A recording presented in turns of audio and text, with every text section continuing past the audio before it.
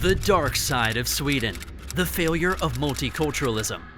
Sweden, a country renowned for its embrace of equality, environmentalism, and humanitarian pursuits, has taken in more refugees per capita than any other country. This paints a rosy picture of a nation leading by example. Yet, like many narratives, the truth is multifaceted. While Sweden's embrace of multiculturalism is laudable, challenges in its execution have given rise to a variety of societal issues. Today, almost 8% of the Swedish population, over 750,000 individuals, find themselves living in parallel immigrant societies, somewhat disconnected from core Swedish values. Multiculturalism has failed. This is the dark side of Sweden. Sweden's open door.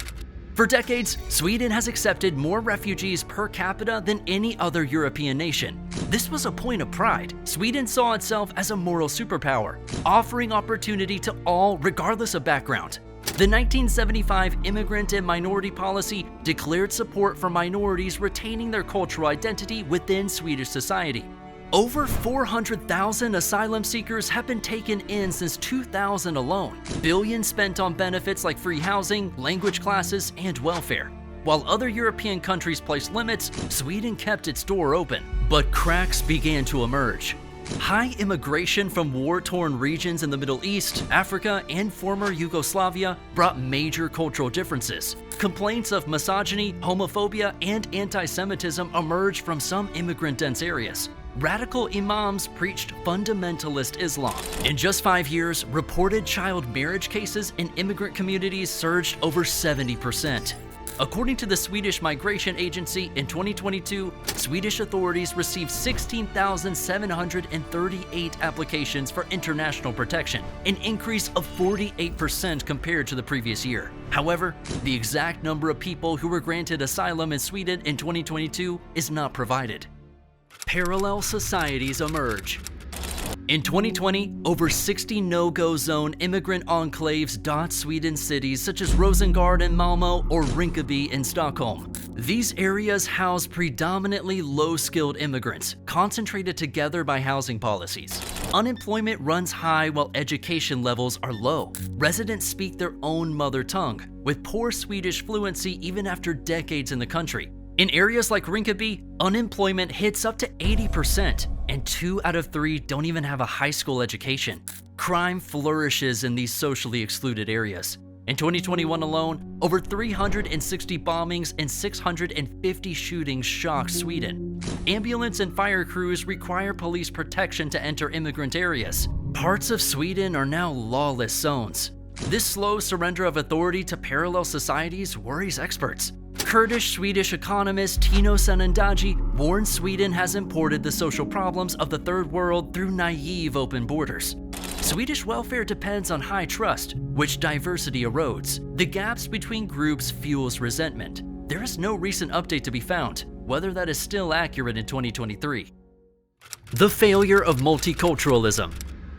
Just 1 out of 4 immigrants from outside Europe find employment after years in Sweden. Half of Somalis live on welfare alone. The gaps between native Swedes and immigrant groups remain shocking, a catastrophic failure of multiculturalism. And resentment grows. Anti-immigrant parties hold 1 in 5 parliamentary seats. Hate crimes have surged by over 300% in recent years. Cracks in the multicultural consensus are showing. Populist parties like the Sweden Democrats ride anti-immigrant sentiment into parliament.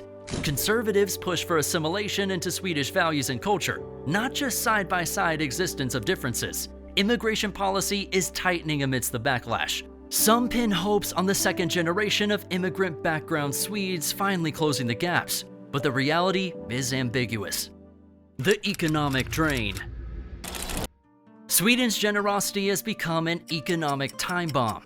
Over $6 billion per year spent on asylum seekers alone. Mass immigration fuels a giant welfare state Swedes struggle to sustain. Once a source of pride, Sweden's benefit system now faces collapse under the weight of unprecedented diversity.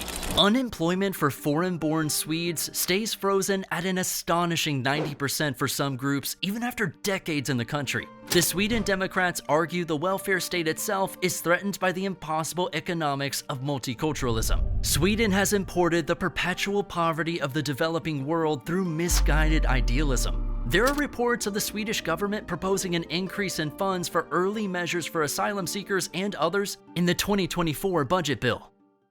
Cultural surrender. In Sweden's quest for diversity, it has surrendered its own culture. School curriculums downplay Swedish history and identify as exclusionary. Holidays stripped of traditional elements and rebranded neutrally. Fear of offending minorities leaves core values unenforced. The costume report reveals Swedish traditions fading from public places, institutions, and national memory. A collective amnesia grips the country. Christmas is reduced to just the holiday. National Day celebrations are actively discouraged. The past erased in the unsuccessful pursuit of an inclusive future. Sweden's cultural identity buckles under the weight of excessive openness. The violence epidemic. Violence stalks the shadows of Sweden's failed multicultural enclaves. Over 300 shootings and 50 deaths rocked Stockholm in 2020 alone, leaving schools and shopping centers blood-stained war zones. Grenade attacks quadrupled from 2016 to 2020, with over 150 occurring just in 2019. Illegal weapons trafficking operates openly, with automatic rifles and even rocket launchers spreading. Parts of Sweden have been surrendered to gang rule and brutality. In 2021, over 9,000 weapons were seized by police, including record hauls of explosives. But experts warn this is just the tip of the iceberg. Paramilitary criminal gangs now number over 5,000 members. Officials wring hands helplessly as the violence epidemic continues to surge. Generational disconnection. Second-generation immigrants in Sweden face an unemployment rate of over 27% despite their Swedish citizenship. Among Somali Swedes, just 28% complete high school. Socio-economic mobility evaporates between generations. This disconnection compounds across generations. Third-generation immigrant youth torn between identities are vulnerable to criminal influences. With poor future prospects, many find purpose in gangs and violence. Over 30 no-go zones now risk becoming permanently lawless territories. The gap seems set to persist stubbornly no matter how long immigrant families remain in Sweden. Failed integration passes damagingly from one generation to the next. The anti-Sweden movement. Vocal immigrant leaders openly decry Sweden as unwelcoming and racist, downplaying social problems in their communities as exaggerated. Some provocatively call for introducing Sharia law over Swedish values out of separatist defiance. In Rinkeby, during riots in 2017, crowds waved Somali flags while pelting police with rocks, rejecting Swedish authority in their enclave. Surveys show 60% of Swedish Muslims want Sharia law, signaling detachment from Sweden's secular values. Experts warn these signs point to a militant anti-Sweden movement brewing inside disaffected parallel societies. Demands grow for autonomy and self-governance free of Swedish influence. The ultimate fear is open revolt and insurgency if Sweden cannot resolve its bitter divisions. No end in sight. Projections show Sweden's immigration opening the floodgates to an ever-accelerating demographic transformation. Native Swedes face becoming a minority in their own country within just 50 years. But even as challenges mount, political correctness handicaps progress. Sweden refuses to make hard choices, denying realities, and dissenters face intimidation and reprisals. As a result, no end lies in sight to the crisis brewing in the parallel societies. The Swedish response. Facing rising tensions, Swedish authorities have scrambled to respond. The government has boosted funding for integration initiatives like language programs, job training, and cultural exchanges to bridge gaps between native and immigrant communities. Major cities have launched community forums and recreational activities aimed at intercultural dialogue and relationship building. Police have deployed specialized squads focused on community policing and outreach in the vulnerable no-go zones. The city of Malmö initiated an urban renewal project in the troubled Rosengård district, partnering with local immigrant associations. Nationwide Swedish language classes have aimed to promote employability and social cohesion.